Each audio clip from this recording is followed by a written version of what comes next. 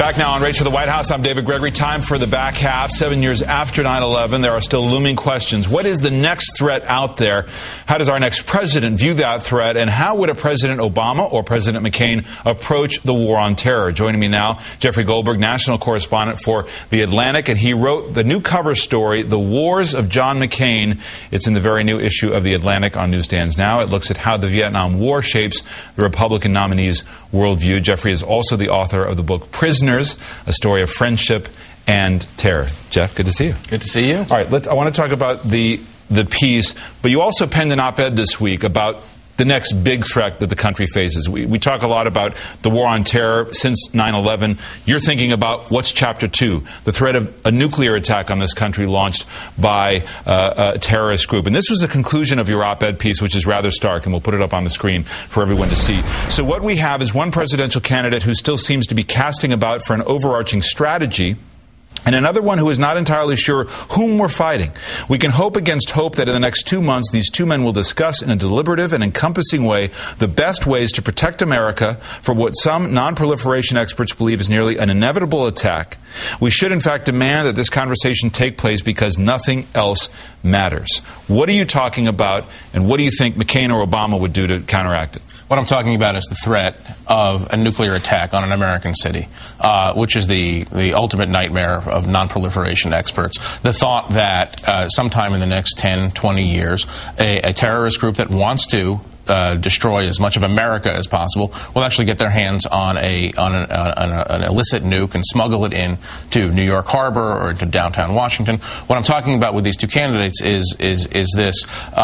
In my conversations with Barack Obama and the things he said publicly, it's not entirely clear that he has an overarching strategy for how to deal with this kind of threat. He's talked about this, and he's talked about it seriously, but sometimes he talks about using the law enforcement approach, sometimes he talks about the military approach. With John McCain, what I'm referring to is something different. McCain has a tendency in conversations, at least in conversations with me, of conflating different terror groups, talking about the threat from Hezbollah and Hamas and Al-Qaeda as the same thing when they're in fact very different. None are particularly lovely organizations, but it seems as if sometimes he draws with too broad a stroke and talks about all of the Islamic world as a source of potential threat.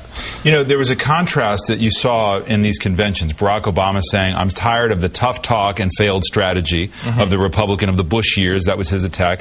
And you hear Senator McCain talk about defeating evil, confronting evil, defeating it, sounding just as tough, just as strong as George W. Bush has, President Bush has, over the past 8 years. So the question is how they approach Chapter 2 in this war on terror. In this piece in the magazine, you talk about McCain's view of war and paint the contrast. Let's put this up on the screen. In one area, though, you write, he has been more or less constant, his belief in the power of war to solve otherwise insoluble problems. This ideology of action has not been undermined by his horrific experience as a tortured POW during the Vietnam War or by the Bush administration's disastrous execution of the Iraq War, but his willingness to speak frankly about the utility of military intervention sets him apart from his opponent. Senator Obama, though certainly no pacifist, envisions a world of cooperation and diplomacy. McCain sees a world of organic conflict and zero-sum competition. It's a pretty stark contrast. I wrote that? That's gee whiz. It is a stark contrast. The interesting thing about John McCain to me is this belief that wars are usually, if not always, winnable. If they don't seem to be being won at a particular moment, it's because there's a bad strategy, and you need to rejigger your strategy to make it work. The fascinating thing is to compare John McCain's experience in Iraq with the Iraq War and the surge, in which he's been largely vindicated, to the experience of his father during Vietnam. His father, if you recall, was the commander-in-chief of American forces in the Pacific, and was a huge advocate of what was essentially a surge in Vietnam in the early 70s, when, by the way, his son was a prisoner in Hanoi. And the surge, of course, in Vietnam didn't work. The equivalent didn't work. And I got the strong sense in looking at the history of the family and looking at what John McCain thinks and talking to him about this, that for him, Iraq was an opportunity to do right what was not done right in Vietnam, which was keep working on a strategy until you get it right. I've talked to McCain advisors who make this point about counterinsurgency in Vietnam. When it was starting to work, the country had already moved on.